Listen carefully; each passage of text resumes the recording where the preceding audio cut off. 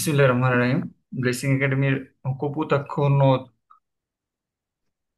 ক্লাসে আজকে সবাইকে স্বাগতম। তো আমরা কপোতাক্ষ নদের উপর প্রথমে একটা ক্লাস করছিলাম অনেকদিন আগে আগে হয়তো ভুলে গেছি আবার কি কি পড়ছিলাম। আজকে হচ্ছে এই চ্যাপ্টার উপর সৃজনশীল গুলো আমরা আসলে কিভাবে আনসার করবো আর কি। তো এই জিনিসগুলো আমরা কিছু মানে কোটেশন শিখবো এবং কোটেশন গুলোর অ্যাপ্লিকেশন গুলো শিখবো আর কি। তো মূলত হচ্ছে কপোতাক্ষ নদ যে চ্যাপ্টারটা আছে আর কি, এখানে আমরা দেখতে পাচ্ছিলাম যে মানে স্বদেশের প্রতি যে মানুষের ভালোবাসা আর কি, কবির স্বদেশের প্রতি যে ভালোবাসা এবং স্মৃতিকাতরতা, স্বদেশ প্রেম যে তাকে বারবার টানতেছিল আর কি। স্বদেশের নদী, নদীর জল, নদীর পাশে তাকে যে বেড়ে ওঠা আর কি, এই জিনিসটা অনেক বেশি হাইলাইট হয়েছে। এবং এরকম একটা নদী, এই নদীর পাশে কোথাও একটা মনে করেন বাড়ি আছিল, সেই বাড়িতে আহ, নদী মানে আহ, কবি মাইকেল মধুসূদন দত্ত বড় হয়েছে সেখানে। মানে তার মানে জীবনের শৈশব কাটছে, যা তার অস্তিত্বের সাথে মিশে আছে আর কি। এবং এই নদীর পানি পান করে তার মানে যে স্নেহের তৃষ্ণা সেটা মিটছে, যেটা দুনিয়ার অন্য কোথাও অন্য কোনো পানি বা অন্য কোনো কিছুর মাধ্যমে সেটা সম্ভব না আর কি। তো এভাবে কবি যেখানে যাক না কেন, কিন্তু এই যে কপোতাক্ষ নদীর প্রতি যে তার ভালোবাসা, এই তার শৈশব যে এই জায়গাতে বেড়ে ওঠা, এবং এই নদীর পানি পান করে যে তার স্নেহের তৃষ্ণা মেটা, এবং মা যেমন সন্তানের কুলে আশ্রয়ে বড় হয়ে ওঠে আর কি, ঠিক তেমনি এই নদীর তীরে নদীর পানি খেয়ে নদীর আশ্রয়ে কবি কি হয়েছেন, বড় হয়েছেন আর কি। তো এই বিষয়টাই, এই স্মৃতিকাতরতা এবং স্বদেশের প্রতি যে ভালোবাসার বিষয়টাই মূলত হচ্ছে এই কবিতায় ফুটে উঠেছে। এটা ছিল আমাদের প্রথম দিনের লেকচার। তো এই জিনিসগুলোকে যদি আমরা অ্যাপ্লাই করতে চাই, জাস্ট আমি অ্যাপ্লিকেশনটা একটু দেখাই তোমাদেরকে। যেমন যেহেতু দেশপ্রেম দেশপ্রেম সম্পর্কিত কবি এখানে বলছে, ব্যাপারটা এরকম না। একই টাইপের অন্যান্য কবিরাও বলছেন, যেমন কবি দ্বিজেন্দ্র রায় স্বপ্নময় স্মৃতিময় এ দেশের রূপে বিমোহিত হইয়া বলছেন। কি বলছেন? কবি দ্বিজেন্দ্র রায় বলছেন আর কি যে, ধন্য ধান্যে পুষ্পে ভরা আমাদের এই বসুন্ধরা, এমন দৃষ্টি কোথাও খুঁজে পাবো না কো তুমি, সকল দেশের রানী সেজে আমার জন্মভূমি। এই জিনিসটা কিসের সাথে মিল আছে খেয়াল করো, অনেকটা কপোতাক্ষ নদের সাথে মিল আছে না? যেমন কপোতাক্ষ নদের সাথে কবি কি বলছেন যে, স্নেহের তৃষ্ণা মেটে কার জলে। দুনিয়ার সব নদীর পানিও যদি উনি খেয়ে ফেলে, কবির কাছে মনে হয় কি যে তার স্নেহের তৃষ্ণা কি মিটতেছে না। ঠিক আছে? তো কপোতাক্ষ নদের জি মতো ভাই। যেমন সে আর কোথাও কোনো কিছু খুঁজে পায় না, এমন নদ পৃথিবীতে যেমন কোথাও নাই, তেমনি দ্বিজেন্দ্র লাল কি বলছেন, দ্বিজেন্দ্র লাল রায় কি বলছেন, উনি বলছেন যে, ধন্য ধান্যে পুষ্পে ভরা আমাদেরই বসুন্ধরা, এমন দৃষ্টি কোথাও খুঁজে পাবো না কো তুমি, সকল দেশের রানী সেজে আমার জন্মভূমি। কপোতাক্ষ নদকে যেভাবে মাইকেল মধুসূদন দত্ত তুলনা করছেন, এই কিভাবে কি করছেন, এই স্বদেশকে দ্বিজেন্দ্রলাল রায় তুলনা করছেন, করছে কিনা? জি হুম? ভাইয়া। তো এই জিনিসটাকে আমি কপোতাক্ষ নদের তুলনার সাথে, মানে কপোতাক্ষ নদকে তুলনার সাথে, মানে নদকে যে স্বদেশের সাথে তুলনা, এই জায়গাটাতে অ্যাপ্লাই করতে পারি।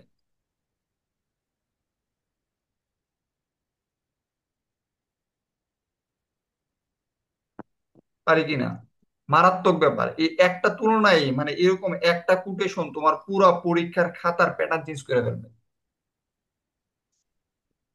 তারপরে কবি জীবনানন্দ দাশ বলছেন, উনি দেশীয় কবি, উনি ইয়ার মধ্যে রূপসী বাংলা কাব্যগ্রন্থে কোথায় বলছেন, এটা আরো স্পেসিফিক করে দিলে আরো ভালো। বাংলার মুখ দেখিয়াছে আমি পৃথিবীর রূপ খুঁজিতে চাই না আর। তারপর দেখো, বিভিন্ন কবিগণ এই কথাগুলো বলছেন যে, জননী জন্মভূমি স্বর্গদপি গড়িয়সী, জননী এবং জন্মভূমি আমাদের কাছে পরম শ্রদ্ধেয়। জননীর জন্মদাত্রী স্তন্যে স্নেহে আমাদের লালন পালন করে। খেয়াল করছো ব্যাপারটা, কথাটা? জননী জন্মদাত্রী স্তন্যে স্নেহে আমাদেরকে কি করে, জন্মভূমি স্তন্যে আমরা কি হই, লালিত পালিত হয়। পালিত বুঝতে পালিত পারতেছো? হই। যেমন সন্তানের, হ্যাঁ, উম, উম, যেমন মাতা হিসাবে, যেমন উম, যেমন সন্তানকে লালন পালন করে, সন্তান যেমন মায়ের আশ্রয়ে, হ্যাঁ, মায়ের দুধ পান করে লালিত পালিত হয়, ঠিক তেমনি আমরা জন্মভূমির আশ্রয়ে, জন্মভূমির কাছে আমরা কি হই, মানে এখানে সে জন্মভূমিকে মায়ের সাথে তুলনা করছেন। এটা কপোতাক্ষ নদের সাথেও করা যেতে পারে। আর জন্মভূমি আমাদের সবাইকে শস্য, ফল, অন্ন এবং পানীয়ে পুষ্ট করে তোলে। মায়ের কাছ থেকে যেমন আমরা কি পাই, মানে মানে আদর যত্ন, খাবার পেয়ে বড় হই, ঠিক তেমনি জন্মভূমি কি দিয়ে আমাদেরকে শস্য দেয়, ফল দেয়, অন্ন দেয় এবং পানীয় দেয়। এগুলোর মধ্যে কপুতাক্ষ নদ এগুলো কিছু একটা আমাদেরকে দেয়। ঠিক আছে। তাই সে আমাদের জননী কবি গেয়ে উঠেছেন, কি গেয়ে উঠছেন, তুমি অন্ন মুখে তুলে দিলে, তুমি শীতল জলে জুড়াইলে, তুমি যে সকল সাহা, সকল বাহা মাতার মাতা, মানে জন্মভূমিকে বলতেছে আর কি, জন্মভূমি তার মুখে অন্ন তুলে দিছে। ঠিক আছে। আরো ইত্যাদি ইত্যাদি। তুমি শীতল জলে জড়াইলে, তুমি যে সকল সাহা, মানে এই জিনিসটাতে সে এটা বুঝাইছে যে মা যেমন আমাদের মুখে খাবার দিয়ে আমাদেরকে স্তন্য পান করে আমাদেরকে বড় করে তুলে, তেমনি শস্য, ফল, অন্ন, পানীয় দিয়ে জন্মভূমি আমাদেরকে কি করে বড় করে তোলে। এরপরটা দেখো, জাতীয়তা ও স্বদেশ প্রেমকে যখন সংকীর্ণরূপে চিন্তা করা হয়, এখানে জাতীয়তাবাদরা কেন আসছে? এই জাতীয়তাবাদের ঊর্ধ্বে আসছে স্বদেশ প্রেম। কিভাবে? দেখো, সুদূর কোথায় বসে ছিল ইয়া, হ্যাঁ, জাতীয়তাবাদের ঊর্ধ্বে, মানে মাইকেল মধুসূদন দত্ত একটা কান্ট্রিতে বসেছিল, ওই কান্ট্রিটা কোথায়, মনে আছে কিনা? কোথায়? জি স্যার, ফ্রান্স।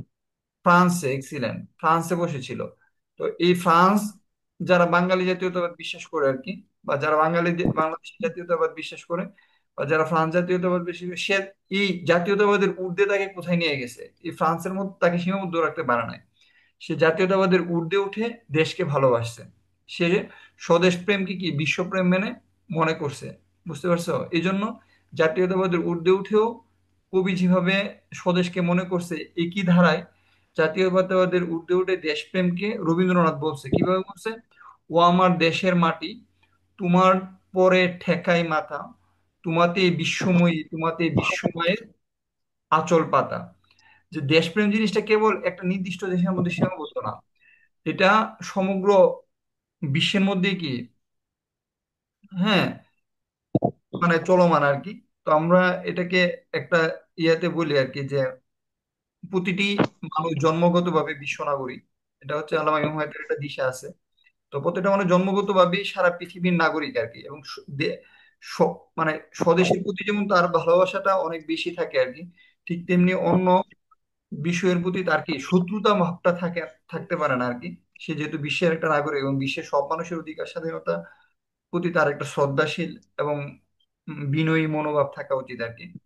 তো এই জিনিসটা আবার এখানে আছে, যে জাতীয়তাবাদের ঊর্ধ্বে স্বদেশ প্রেম, এই জিনিসটাকে আনছে রবীন্দ্রনাথ। তারপরে দেখো আরো আছে, ও আমার দেশের মাটি, তোমার পরে ঠেকায় মাথা, প্রতিদিন ভোরবেলা যে এই আলো, আকাশ, মাটি, পানি, বায়ু আমাদের সাথে দেখায়, তা তো আমাদের স্বদেশ ও দেশকে ভালোবাসায় আমাদের জন্মভূমি ঋণ শোধ করতে পারে।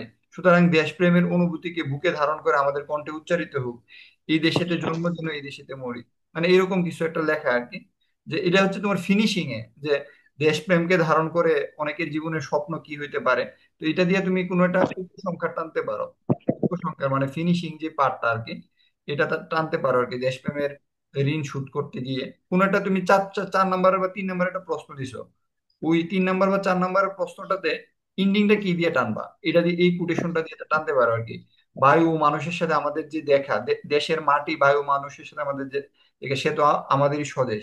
দেশকে ভালোবেসে আমরা আমাদের জন্ম ঋণ শোধ করতে পারি। সুতরাং দেশপ্রেম এর গভীর অনুভূতি বুকে ধারণ করে আমাদের কণ্ঠে উচ্চারিত হোক, এই দেশেতে জন্ম যেন এই দেশেতে মরে। এই টাইপের কিছু একটা তুমি দিয়ে উপসংহারটা টানতে পারো। এরপর দেখো, স্বাভাবিকভাবে মানুষ তার জন্মভূমিকে ভালোবাসে, এটা হচ্ছে কি জানো নি? এটা হচ্ছে জন্মভূমি মানুষের একটা সহজাত প্রবৃত্তি, মানে জন্মভূমির প্রতি ভালোবাসা। এটা হচ্ছে তোমার সহজাত প্রবৃত্তি, মানে জন্মগত একটা প্রবৃত্তি আর কি। বুঝতে পারতেছো? মানে সে যেখানে জন্মগ্রহণ করছে, জন্মভূমির প্রতি ভালোবাসাটা তার এটা, হ্যাঁ, সহজাত প্রবৃত্তি। এটা মনে করো শুধু মানুষ না, পশু পাখি, উম উম, প্রত্যেকে যেখানে বড় ওঠে তারাই ওইখানে একটা কি হয়, নিবিড় সম্পর্ক তৈরি হয়। প্রকৃতির সাথে যেমন সম্পর্ক তৈরি হয়, ঠিক তেমনি জন্মস্থানের আলো, জল, হাওয়া সবকিছুর সাথে তার একটা সম্পর্ক তৈরি হয়। জন্মস্থানের প্রতিটি ধূলিকণা তার কাছে মনে হয় সোনার চেয়েও দামি। তো এই জন্য তার কাছে কি মনে হয়, কবি তো বলতেছে যে কপোতাক্ষ নদ তার কাছে অনেক দামি। কিন্তু দেখা যায় কি বাস্তবে হচ্ছে তোমার এই কপোতাক্ষ নদ না, জন্মভূমির প্রতিটি ধূলিকণায় একজন মানুষ, মানে একজন মানুষের কাছে কি মনে হয়, সোনার চেয়ে অনেক বেশি দামি মনে হয়। এটা কখন মনে হয়? সে যখন দেশ ছেড়ে অন্য কোথাও চলে যায় আর কি। মিছামণি মুক্তা হেম স্বদেশের প্রিয় প্রেম, তার চেয়ে রক্ত আর নাই আর। যেমন কবি বলতেছে না যে আমি কত পানি খাইতেছি, কত তৃষ্ণা, মানে কত জল খাইতেছি, কিন্তু এই স্নেহের তৃষ্ণা আর কোথাও মিলে না। ঠিক তেমনি সে বলতেছে মিছা মনে মুক্ত হয়, মানে স্বদেশের বাইরে গিয়ে সে যতই মণিমুক্ত উপার্জন করুক না কেন, ডলার সে উপার্জন করুক না কেন, কিন্তু স্বদেশের প্রতি যে তার ভালোবাসা প্রেম, হ্যাঁ, এরকম রত্ন সে আর কোথাও, মানে মানে কোনো কিছুতে সে আর পাচ্ছে না আর কি। বুঝতে পারছে? স্বদেশের প্রেমে বিশাল অর্থে প্রত্যেক মানুষ হুম, এই পৃথিবীরই সন্তান, সাধারণভাবে জন্মের পরে বেড়ে ওঠার স্থানই তার স্বদেশ আর কি। এইভাবে লেখছে আর কি। তারপর দেখো এখানে আর একটা সুন্দর কোটেশন দিছে, স্বদেশের প্রতি ভালোবাসা প্রকাশ পায় স্বদেশের বিপর্যয়ের মুহূর্তে, দেশের দুর্দিনে, হ্যাঁ, জননীর মতো সন্তানের দিকে কাতর নয়নে তাকায়, জননীর বেদনায় সন্তানের হৃদয় বিদীর্ণ হয়, জলাশয় থেকে বিচ্ছিন্ন করলে মাছ যেমন জলের গুরুত্ব অনুধাবন করতে পারে। এই কথাটা খুবই ইম্পর্টেন্ট। জলাশয় থেকে বিচ্ছিন্ন করলে মাছ যেমন জলের গুরুত্ব অনুধাবন করতে পারে, ঠিক তেমনি প্রবাস জীবনও ও মানুষের ভেতরে স্বদেশপ্রীতি মূর্ত হয়ে ওঠে। এটা কার ক্ষেত্রে প্রযোজ্য? এটা মাইকেল মধুসূদন দত্তের ক্ষেত্রে প্রযোজ্য। মানে সেও তো কি হয়েছে, জলাশয় থেকে বিচ্ছিন্ন হয়েছে। বুঝতে পারতেছো? মানে দেশের বাইরে চলে গেছে আর কি। তো এটা যেমন তেমনি মানুষের প্রবাস জীবনে মানুষের ভিতরে স্বদেশপ্রীতি মূর্ত হয়ে ওঠে। দীর্ঘ এক প্রবাস জীবনের পর স্বদেশে ফিরলে মনের অজান্তে বেজে ওঠে আমার কুটিরখানি, সে যে আমার হৃদয়ের রানী। খুব মারাত্মক লাইন। যে মানে একটা সার্টেন টাইম যখন দেশের বাইরে ছিল, তারপর যখন সে দেশে ফিরছে, যেমন মানে তার কাছে যেমন কপোতাক্ষ নদটা অনেক বিশাল কিছু, ঠিক তেমনি প্রত্যেকটা মানুষ যে দেশ ছেড়ে দেশের বাইরে চলে গেছে আর কি, তার কাছে ওই জিনিসটা এইভাবে মনে হইতেছে যে আমার কুটিরখানি, সে যে আমার হৃদয়ের রানী। মারাত্মক লাইন, এই লাইনটা তোমাদের কাজে লাগবে। তারপরে দেখো এখানে আরেকটা আছে আর কি, যে দেশের কল্যাণ ও অগ্রগতিতে ভূমিকায় রেখে বিশ্ব সভ্যতায় অবদান বাড়ানোর জন্য এখানে কিছু লাইন আছে আর কি। এটাই, আমার দেশের মাটি ও গন্ধে ভরে আছে এই মন, শ্যামল কোমল পরশ ছাড়া নেই কোনো প্রয়োজন। এরকম কিছু একটা বলা আছে। তারপর মাতৃভূমি যে নির্দিষ্ট ভূখণ্ডে জন্মগ্রহণ করে, তাই স্বদেশের বন্দনায় এটাও লিখতে পারো যে এটা খুব ইম্পর্টেন্ট, যে সার্থক জনম আমার জন্মেছি এই দেশে, সার্থক জনম মাগো তোমায় ভালোবেসে। হ্যাঁ, তো এই জিনিসটা ইম্পর্টেন্ট আর কি, খুবই ইম্পর্টেন্ট আর কি। তারপরে হচ্ছে এই জিনিসটাও আনতে পারো সর্বশেষ, যেটা এটা হচ্ছে যে তোমার সার্থক জন্ম আমার জন্মেছি, যে এটা খুবই ইম্পর্টেন্ট। মানে স্বদেশের প্রতি ভালোবাসাটাকে এত বেশি ফুটে উঠছে আর কি, যে সে নিজের জীবনকে সার্থক মনে করতেছে এই ভূখণ্ডে ভালোবাসতে পারে আর কি। এবং সর্বশেষ ইসলামের, এটা কোনো হাদিস শরীফ না, এমনি একটা কোটেশন আর কি, যে ইসলাম ধর্মে ঘোষিত আছে আর কি, দেশপ্রেম ইমানের অঙ্গ, বা বিভিন্ন জায়গায় বলা আছে অংশ, বিভিন্ন হইতে হোক, পৃথিবীর যে কোনো এমন কোনো ধর্ম নেই যেখানে দেশকে ভালোবাসার নির্দেশ দেওয়া হয় নাই। দেশ ও জাতির কল্যাণে আত্মত্যাগকে সর্বোচ্চ মর্যাদা দেওয়া হয়েছে। বুঝতে পারতেছো? এবং মানুষ জীবনের যে কোনো প্রয়োজনে দেশকে ভালোবাসতে পারে, স্বীয় দায়িত্ব সুষ্ঠুভাবে পালন করতে পারে, দেশের কল্যাণে ও অগ্রগতিতে ভূমিকা রাখতে পারে, বিশ্ব সভ্যতায় অবদান গৌরব বাড়ানো, বস্তুত নিজের দৈন্য দশাকে তুচ্ছ করতে ও দেশ ও জাতির কল্যাণে নিজেকে উৎসর্গ করতে পারে। কিছুদিন আগে একটা যুদ্ধ হয়েছিল, বুঝতে পারছো? এই যুদ্ধটাতে দুইজন বোন পার্টিসিপেট করছে। একজন হচ্ছে ইন্ডিয়ার যে এরোপ্লেন এরো কমান্ডার আর কি, সেখানে নেতৃত্ব দিচ্ছে একজন বোন, আমি নামটা ভুলে গেছি। এবং পাকিস্তানের এই যে এয়ার ফোর্সের যে কমান্ডার, সেখানে একটা নেতৃত্ব দিচ্ছে একজন বোন। এবং এরা দুইজন এত ভালো পারফরমেন্স করছে, যদিও আমরা যুদ্ধের বিরুদ্ধে, প্রথমত হচ্ছে যে ভাঙনের বিরুদ্ধে, পৃথিবীতে যে কোনো ভাঙন যে কোনো যুদ্ধে মানবতার জন্য ধ্বংসাত্মক, কিন্তু মানে এদের লেভেলটা এত হাই লেভেলে হয়ে গেছে যে এরা একটা বোন হয়ে এয়ার ফোর্স কমান্ডার নেতৃত্ব দিচ্ছে, এবং দিয়ে দুইজনের অবস্থান থেকে আর কি সফলভাবে তাদের অপারেশনটাকে দুইজনে মানে সাকসেসফুল করতে সক্ষম হয়েছে আর কি। এবং এটার জন্য খুবই প্রশংসা পাচ্ছে। বাংলাদেশে এরকম একজন মানে এয়ার ফাইটার বা এয়ার ফোর্সে এরকম কিন্তু কোনো বোন তৈরি হয় নাই। কেন হয় নাই জানো? কারণ বাংলাদেশে এই পরিবেশটা নাই, বা এই এনভায়রনমেন্টটা বাংলাদেশ তৈরি করতে পারে না, যেটা ইন্ডিয়া বা পাকিস্তানে ওই ভূমিকা তৈরি করতে পারছে। ওরা গুণ হওয়ার পরেও পাকিস্তান ধর্মের নামে অধর্ম, উগ্রবাদী, জঙ্গিবাদী, সালাফি কান্ট্রি হওয়ার পরেও, বা আইসিস বা তালেবানি রাষ্ট্র হওয়ার পরেও এরা এইভাবে সফল হয়েছে। বাংলাদেশে কিন্তু আসলে আরো বেশি হওয়ার কথা ছিল, কিন্তু এই পরিবেশটা আসলে, ওই এনভায়রনমেন্ট আসলে আমরা দিতে পারি না। সর্বশেষ যে লাইনটা যেটা তোমরা ইউজ করলে ইংরেজি, যেহেতু এটা বাংলা একটা কবিতা, বাংলাতে যদি তুমি ইংরেজিটা ইউজ করো তাহলে এটা অনেক বেশি কি করে, মানে সবচেয়ে বেশি হাইলাইটেড হয়, যে বাংলা একটা ইয়ার মধ্যে সে ইংলিশ লিখছে। সো এই জায়গাতে তোমরা জাস্ট এই লাইনটা ইউজ করলে হবে, home sweet home. Hmm. No place like home. তারপরে বাকি অনেক কিছু আছে আর কি, take me home, countries road, home is where the heart is, but my heart is here, so I must be home. Hmm. Clear sides turn her head and is quite high honey I am home, I am home, এরকম something. এত কিছু দরকার নাই, just উপরে দুইটা line use করলে হ্যাঁ, home sweet home, no place like home. Just এই কথাটাও যদি একটা কোটেশন হিসেবে ইউজ করো আর কি, যে আমার উম, মানে স্বদেশের জায়গার মতো, স্বদেশের প্লেসের মতো আর কোনো জায়গা পৃথিবীতে নাই আর কি। তো এই কোটেশনটাও তুমি ওই যে মানে কপোতাক্ষ নদী ইউজ করতে পারো আর কি। আমরা অনেকগুলো কোটেশন ইউজ করছি, এখন আসলে আমরা এটা একটু অ্যাপ্লিকেশনটা দেখাই। এটা আমি ডিসকার্ড দিয়ে দিই। ডিসকার্ড, ওকে। এখন আসলে অ্যাপ্লিকেশনটাতে কি দেখবো? হ্যাঁ, অ্যাপ্লিকেশনটাতে আমরা কি দেখবো একটু দেখো। এই প্রশ্নটা এবার আসছে পরীক্ষাতে, ডাইরেক্ট হুবহু উঠাই দিছে। আচ্ছা, এর আগে আমি একটু মূল জিনিসটা আবার একটু দেখাই তোমাদেরকে। হ্যাঁ, এটাই। এখানে কবিতার মূল জিনিসটা হচ্ছে এটা, একটু খেয়াল করো। এই যে এটা আমি যেটা দেখাইছিলাম, যে কপোতাক্ষ নদ কবিতাটি চতুর্থ কবিতা থেকে নেওয়া হয়েছে। এই কবিতায় কবি স্মৃতিকাতরতার আবরণে তার অত্যুজ্জ্বল দেশপ্রেম প্রকাশিত হয়েছে। বুঝতে পারছো? কবি কোথায় মানে কবি কপোতাক্ষ নদের তীরে সাগরদাড়ি গ্রামে জন্মগ্রহণ করেছে। শৈশবে মধুসূদন এই নদীর তীরে প্রকৃতির পরিবেশে বড় হয়েছে। তিনি ফ্রান্সে বসবাস করেন। তার তখন জন্মভূমি। শৈশবের বেদনা বিদুর স্মৃতি তার মনে জাগিয়েছে স্মৃতিকাতরতা। দূরে বসেও তিনি কপোতাক্ষ নদের কলকল ধ্বনি শুনতে পান। মারাত্মক একটা শব্দ বলছে যে সে দূরে বসে কপোতাক্ষ নদীর হম কলকল ধ্বনি শুনতে পান। কত দেশ কত নদী তিনি দেখেছেন। জন্মভূমির নদী যেন তার মা যেমন সন্তানকে আঁকড়ে ধরে রাখছে, ঠিক তেমনি এই জন্মভূমির এই নদ যেন মায়ের স্নেহ ডুরে তাকে কি করে রাখছে, বেঁধে রাখছে। কোনো কিছুতে তিনি ভুলতে পারতেছেন না। কবির মনে সন্দেহ জাগে।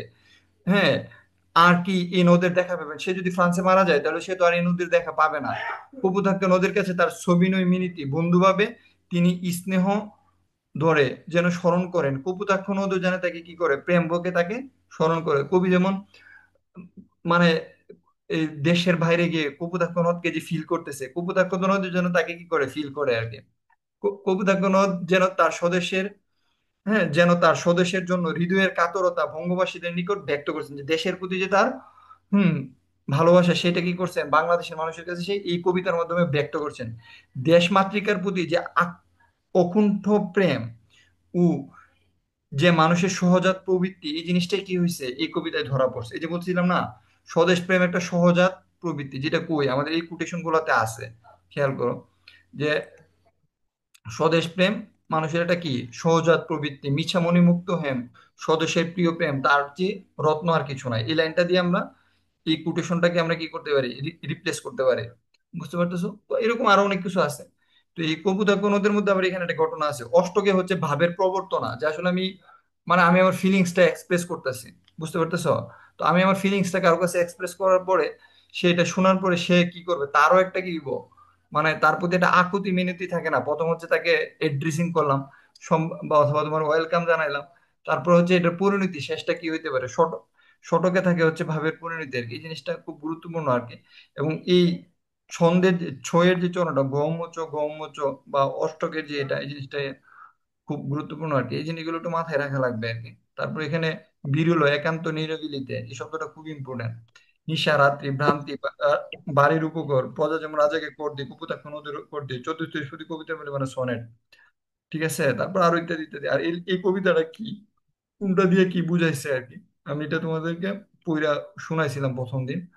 ওকে, মাইকেল মধুসূদন দত্ত ইত্যাদি ইত্যাদি সাগরদারি। ওকে, এখন আসলে আমরা প্রশ্নের মধ্যে যাই, এটা আসলে সমাধানটা কেমনে করবো।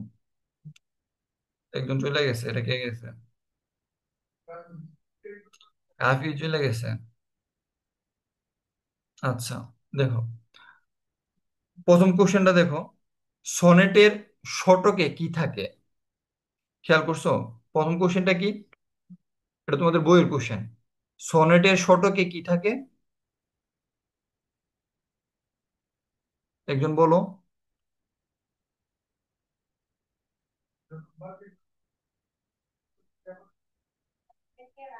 হ্যালো, আমাকে কি শোনা যায়? আমাকে কি জি শোনা স্যার। যায়? হ্যাঁ হ্যাঁ, তোমরা আমাকে একটু হেল্প করো। সনেটের শতকে কি থাকে?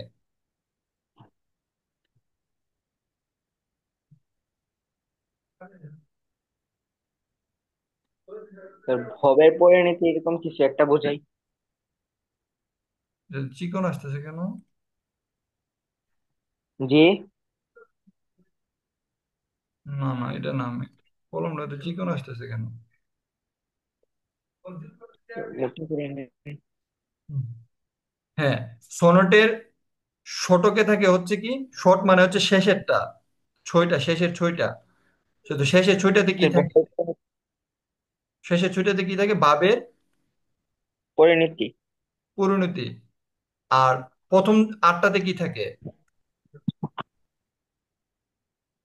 প্রথম আটটাতে, প্রথম আটটাতে স্যার কি থাকে? ইয়া,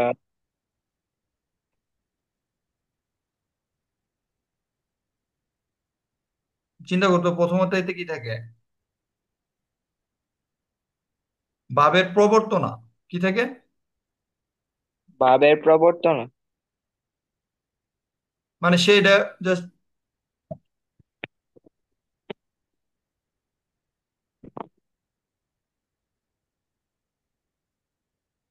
ভাবের প্রবর্তনা মানে যে আহ, সে সম্বোধন করতেছে আর কি, সে ভাবটা এক্সপ্রেস করতেছে। বুঝতে পারতেছো? ভাব, জি ভাবটাকে সে কি করতেছে, তোমার হচ্ছে এক্সপ্রেস করতেছে, প্রকাশ করতেছে। বুঝছো? ভাবের প্রবর্তনা। জি। আর কি রে ভাই, এই যে ভাবের প্রবর্তনা মানে সে ভাবটাকে এক্সপ্রেস করতেছে। আর শতকে কি থাকে? ভাবে পরিণতি। কারণ তুমি এটা মুখস্থ করে গেছো না, তুই জ্ঞানমূলকে কি লিখতে পারবা? না স্যার। এটা মানে কিয়ামত দিলে লিখতে পারতা না। স্নেহের তৃষ্ণা বলতে কি বুঝাইছে? দেখো, এখানে দেখো সে উত্তরটা কিভাবে লিখতেছে, আমি উত্তরটা একটু পড়ে শোনাই তোমাদেরকে। আমি উত্তরটাকে বলি, মানে বইয়ের এই গাইডের প্রশ্নটা বলার আগে উত্তরটা আমি আগে বলি। স্নেহের তৃষ্ণা বলতে কি বুঝাইছে? কবি, শুনো, যে কবির সাথে জন্মভূমি, এই কপোতাক্ষ নদ কবির অস্তিত্বের সাথে মিশে আছে। কবি সারা দুনিয়ার সকল জায়গার নদ নদীর পানি পান করলেও, ঠিক আছে, কোনো পানি, কবি যে কপোতাক্ষ নদের যে পানি, তার হৃদয়ের যে তৃষ্ণা, তার যে স্নেহ মিটায়, বা তাকে যেভাবে স্নেহের আদলে বড় করে তুলছে আর কি, সেভাবে অন্য কোথাও, অন্য কোনো নদীর পানি পান করে সেই তৃষ্ণা তার মেটে না। বুঝছো? তো এই জন্যই কপোতাক্ষ উম, নদের পানিকে, হ্যাঁ, বা কপোতাক্ষ নদের, নেটওয়ার্ক খুব প্রবলেম করতেছে। নেটওয়ার্কের প্রবলেম করতেছে না? হ্যাঁ, হইতে পারে, নেটওয়ার্ক প্রবলেম করতে পারে। আমার এখানে মনে হয় ঠিক আছে, কারণ সবুজ সিগন্যালই দেখাইতেছে। বাকিরা কি শুনতেছো? ইয়াসমিন? না, শোনা যাচ্ছে না তো। শোনা যাচ্ছে না? ইন্না লিল্লাহি ওয়া ইন্না ইলাইহি রাজিউন। তাহলে কেমনে হইবো? এখন কি শোনা যাচ্ছে? হ্যালো? জি স্যার, এখন শুনে। আচ্ছা ঠিক আছে, আমি আবার রিপিট করতেছি। আচ্ছা, রিপিট করতে গেলে আবার টাইম যাবো। এখানে দেখো, মানে উত্তরটার মেইন উত্তরটা হচ্ছে এখানে। উত্তরটা আগে, এই লাইনটা আগে লিখবা আর কি। উত্তরটা দিবার আগে এই লাইনটা আগে লিখবা। কবির জন্মভূমিতে প্রবাহিত কপোতাক্ষ নদ তার অস্তিত্বের সাথে মিশে আছে। এই নদীর জলধারাতে কেবল কবির তৃষ্ণার্ত হৃদয় তৃপ্ত হবে বলে কবি মনে করেন। উত্তরটা কি? কবির জন্মভূমিতে প্রবাহিত কপোতাক্ষ নদ তার অস্তিত্বের সাথে কি আছে? মিশে আছে। মিশা। এই নদের জলধারাতে কেবল কবির তৃষ্ণার্ত হৃদয় তৃপ্ত হবে বলে তিনি কি করেন? মনে করেন। বিশ্বাস কর। হ্যাঁ, এই লাইনটা সবার আগে লিখবা। লিখে এরপরে লিখবা যে স্নেহের তৃষ্ণা বলতে কবি গভীর অনুরাগে কপোতাক্ষ নদের স্নেহ দ্বারা পাওয়ার বিপুলতাকে বুঝিয়েছেন। ঠিক আছে? এই না, প্রথমে এই জি। লাইনটা লিখবা, মানে প্রথমে এই লাইনটা, প্রথমে 1 নাম্বার লাইন হইবে এটা। দুই না- 2 নাম্বার লাইন হইবে এই সার কথাটা। আর 3 নাম্বার লাইন হইবে এটা। 3 নাম্বার লাইনে বইলা, প্রথম লাইন হচ্ছে স্নেহের তৃষ্ণা বলতে কবি জন্মভূমির প্রতি গভীর অনুরাগে কপোতাক্ষ নদীর স্নেহ দ্বারা পাওয়ার বিপুলতাকে বুঝিয়েছেন। কবি জন্মভূমিতে প্রবাহিত কপোতাক্ষ নদ তার অস্তিত্বের সঙ্গে মিশে আসে। এই নদের জল দ্বারাতে কবি হৃদয়ের তৃষ্ণা মানে কি হবে হবে বলে মনে করেন। বুঝতে পারছো? এরপরে লিখবা আর কি যে স্বদেশ থেকে ফ্রান্সে গিয়ে সে জন্মভূমির প্রতি টান অনুভব করছে ইত্যাদি। জন্মভূমির হ্যাঁ সাথে কবি সম্পর্ক হচ্ছে অম্ল মধুর স্মৃতি কাতর। হ্যাঁ, তিনি গভীর অনুভবে প্রবাসে থেকেও কপোতাক্ষ নদের জল দ্বারা কলকলধ্বনি শুনতে পান। সেই নদীর স্নেহ দ্বারা পেতে তিনি বিকুল হন। সেই সমস্ত স্নেহ তৃষ্ণার জল বুকে ধারণ করে বয়ে চলছে কপোতাক্ষ নদ। কপোতাক্ষ নদকে তিনি বলতে পারেন। এই জায়গাটার উত্তরটা সুন্দর হয়েছে না? এই জায়গাটা যেন উত্তরটা সুন্দর হয়েছে না? তোমরা নিজেরা উদ্র পর্যন্ত ঠিক আছে, উত্তর পর্যন্ত ঠিক আছে, বাট এরপরে তো ওটা সুন্দর হয়েছে না। এরপর তোমরা হ্যাঁ, এই আবার লাস্টেরটা আবার ঠিক আছে। এটা আবার ঠিক আছে, তার সমস্ত স্নেহ তৃষ্ণার জল ধারণ করে আছে কপোতাক্ষ নদ।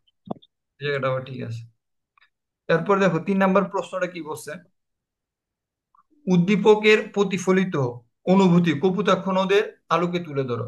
উদ্দীপক প্রতিফলকে কি? ছোটকালে ছিলাম বাঙালিদের বালুচরে, সাঁতরিয়ে নদী পার দিতাম, বারবার এপার হতে উপারে। ডিবি লটারি সুযোগ করে দিল, ছুটে চলে যায় আমেরিকা। কিন্তু আজ মন শুধু ছটফটায় সায়নের স্বপনে। হ্যাঁ, বাড়ি দিয়ে যায় মধুময় স্মৃতিগুলো আমাকে কাঁদায়, তবু দেশে আর নাহি ফেরা হয়। বুঝছো কি না? দেখো এই কথাটা, স্বদেশ প্রেমের যে এই কথাটা, এটাই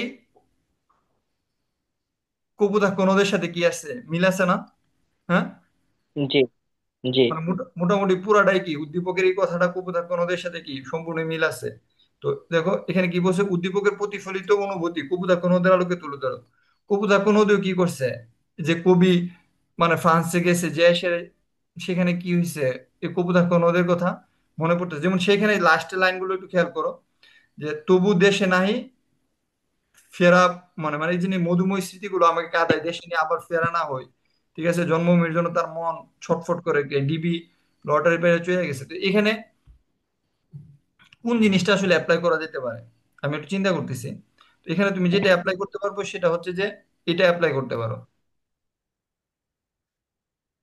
দীর্ঘ প্রবাস জীবনে স্বদেশের ফিরলে মন অজান্তে বেজে ওঠে আমার কুটিরখানি সেজে আমার হৃদয়ের রানী। বুঝতে পারতেছো এটা? অথবা এটা মনে, মিছামণি মুক্তা হেম স্বদেশের প্রিয় প্রেম, তার চেয়ে রত্ন আর নাই। এই লাইনটা তুমি এই কোটেশনটা ইউজ করতে পারো। কিভাবে ইউজ করবা?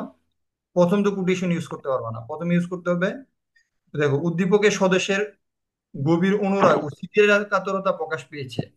এই বিষয়টি কপোতাক্ষ নদের আলোকে ব্যাখ্যা করা যায়। হ্যাঁ, কপোতাক্ষ নদীও কি করছেন, যে কবি যখন ফ্রান্সে ছিলেন উত্তরগুলো ওরা ওদের মতো করে লেখছে। প্রকৃত দেশপ্রেমিক দেশে নানা সংকটে এগিয়ে আসেন, দেশের মাটির সঙ্গে নিজেকে সম্পৃক্ত করে ধন্য হয়, জন্মভূমির ভালোবাসাকে মহত্ব করে তোলে। হ্যাঁ, এভাবে লিখলে তুই তো না, মানে চিরচেনা জন্মভূমির আকাশ বাতাস নদী নালা সবুজ গাছপালা প্রিয় বস্তু, স্বদেশের জন্য গভীর অনুরাগ ও ব্যাকুলতা প্রকাশ পেয়েছে, এই কথাটা আর কি। একজন বাঙালি ভিসা নিয়ে কি করছেন, বিদেশে গেছেন, সেখানে গিয়ে কি করতেছেন, সেখানে যাওয়ার পরে তার প্রতি স্বদেশ প্রেম এর যে বিষয়টা ফুটে উঠছে, এই জন্য সে এখানে তখন লিখতে পারো সে স্বদেশকে কোনো মতেই ভুলতে পারতেছেন না, যেটা কবির ভাষায় বলা যায়। মানে একজন বাঙালি ডিবি ভিসা নিয়ে বিদেশ গেছেন, বিদেশ যাওয়ার পরে উনি বাংলাদেশের প্রতি যে ভালোবাসা এটা সে কখনোই ভুলতে পারতেছেন না। প্রবাসের প্রতি তার মন কি করতেছে, ছটফট করতেছে। যা কবির ভাষায় বলা যায়, কি বলা যায়, মিছামণি মুক্তা হেম স্বদেশের প্রিয় প্রেম, তার মতো কিছুই নাই আর। তখন এই জায়গাটা কি করলা, জাস্ট অ্যাড করে দিলা। অ্যাড করে দেওয়ার পরে কি করলাম, স্বদেশের জন্য এই বেদনাবোধ ও বেকুলতা কপোতাক্ষ নদে কবির স্বদেশ অনুরাগ এবং কপোতাক্ষ নদের যে স্মৃতিকাতরতা, সেই জিনিসটাই কি করছে এই কবিতায়ও ফুটে উঠছে। বুঝতে পারতেছো কিনা? জাস্ট এই জিনিসটা তখন তুলে দিলে হয়। সার কথাতে যেটা বলছে আর কি, জন্মভূমির প্রতি অনুরাগ এবং অকৃত্রিম আবেগ প্রতিফলিত হয়েছে, সমস্যা নাই। এরপরে এরপরের প্রশ্নটা কি বলছে, উদ্দীপকের প্রতিফলিত অনুভূতির অন্তরালে যে ভাবটি প্রকাশিত হয়েছে তাই কবিতাক্ষ নদ কবিতার মূল ভাব, আসলে মূল ভাব। বুঝতে পারতেছো? ও কবিতাক্ষ নদের মূল ভাবটা কি? মূল ভাবটা হচ্ছে যে স্মৃতিকাতরতা এবং জন্মভূমির প্রতি কি ভালোবাসা। বুঝতে পারছো? জন্মভূমির সাথে মানুষের কি থাকে, একটা নিবিড় সম্পর্ক থাকে। হ্যাঁ, জন্মভূমির আঁচলে, জন্মভূমির ছায়ায় মানুষ কি ভরে হয়ে ওঠে। জন্মভূমির থেকে তাদের আবেগ, অনুভূতি, ভালোবাসা, যা অন্য কোনো কিছু দিয়ে কি করা যায় না, বিচ্ছিন্ন করা যায় না। তাই স্বদেশের প্রতি আচ্ছা। মানুষের কি থেকে এটা ঋণ থেকে যায়। তাহলে কবির ভাষায় তখন একটার পরে একটা প্রথম মূল কথাটা বলে নিবা আর কি, যে জন্মভূমির সাথে মানুষের যে নিবিড় সম্পর্ক কপোতাক্ষ নদেও সেই জিনিসটা আছে, এবং শতভাগ কি হয়েছে, বুঝতে প্রতিফলিত হয়েছে। এখানে বলে নিবা আর কি যে কপোতাক্ষ নদের সাথে আচ্ছা, এই জিনিসটা 100%, শতভাগ, তো আমার কথা শতভাগ, হইতেছে স্যার। হ্যাঁ শতভাগ প্রতিফলিত। আমাকে শোনা যায় না? জি স্যার। শতভাগ প্রতিফলিত হয়েছে, শতভাগ প্রতিফলিত হয়েছে, শতভাগ প্রতিফলিত হয়েছে বলার পরে কিছুক্ষণ এটার বর্ণনা দিবা, বর্ণনা দেওয়ার পরে এখানে যে কোটেশন গুলো আমি শিখাইছি এই কোটেশন গুলো অ্যাপ্লাই করবা। বুঝছো? জি স্যার। কোনটা কোনটা অ্যাপ্লাই করবা এটা এখন থেকে চিন্তা করবা, যে এইখানে কোন কোটেশনটা অ্যাপ্লাই করা, যেমন এটা এটা অ্যাপ্লাই করা যায়, sweet home, no please like home. ঠিক আছে? হুম। বা এটাও দিতে পারতে, বাংলার মুখ দেখিয়াছি পৃথিবীর যেতে চাই না, ধন্য ধন্য পুষ্প ভরা আমাদের এই বসুন্ধরা, এমন দেশটি কোথাও পাবে, খুঁজে পাবে না গো তুমি, সকল দেশের রানী সে যে আমার জন্মভূমি। এই লাইনটা ইউজ করতে পারো। তো এইভাবে ইউজ করে স্বদেশের প্রতি যে ভালোবাসা বিভিন্ন কবিতার দিয়ে ইউজ করলা কইরা সেরা। এখান থেকে কপোতাক্ষ নদ এবং কপোতাক্ষ নদেরও এক দুইটা লাইন এখানে দিবা, যে এখানে দিছে না, এখান থেকে এই কবিতা থেকে। যেমন এই কবিতা থেকে তুমি এই লাইনটা দিতে পারতাম, কোন লাইনটা দিতে পারতাম, যে বহু নদ দেখিয়াছি, এই যে এখান থেকে শুরু হয়েছে, বহু দেশ দেখিয়াছি বহু নদ দলে, কিন্তু এই স্নেহের তৃষ্ণা মিটে কার জলে, দুগ্ধ সুতারূপী তুমি জন্মভূমি স্তনে। বুঝতে পারতেছো? এই লাইনটাও কি করতে পারো তুমি, এই 4 নাম্বার যে কোশ্চেনটা এখানে দিতে পারো, 4 নাম্বার কোশ্চেনটাতে। ঠিক আছে? যে কবুতর নদেও সে কি করতে সারা দুনিয়া ঘুরলে কোথাও এই জিনিসটা মানে অন্য কোথাও এই স্বদেশের যে ফিলিংসটা বা কপোতাক্ষ নদের যে ফিলিংসটা সে কোথাও খুঁজে পায় না। অর্থাৎ 4 নাম্বার প্রশ্নে তুমি একটা কোটেশন দিবা হচ্ছে আমি যে পিডিএফটা, মানে আমি যে লেকচার দেখাইছি আর কি, যে কোটেশন গুলো পড়েছি এখান থেকে একটা কোটেশন। আর দ্বিতীয় কোটেশনটা দিবা হচ্ছে কবিতা থেকে। দ্বিতীয় কোটেশনটা কই থেকে দিবা?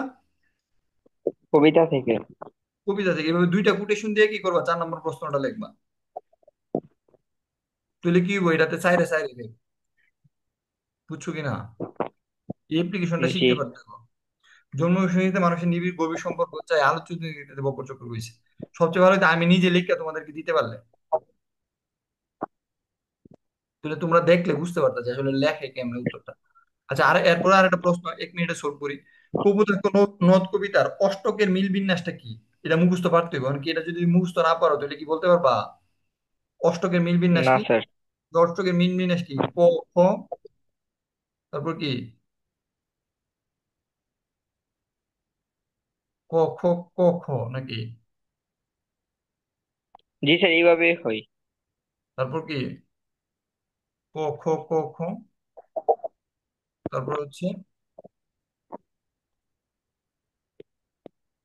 না, ক, খ, খ, গ, ক, খ, ক, খ আছে একটা, ক, খ, ক, খ, ক, খ, খ, ক।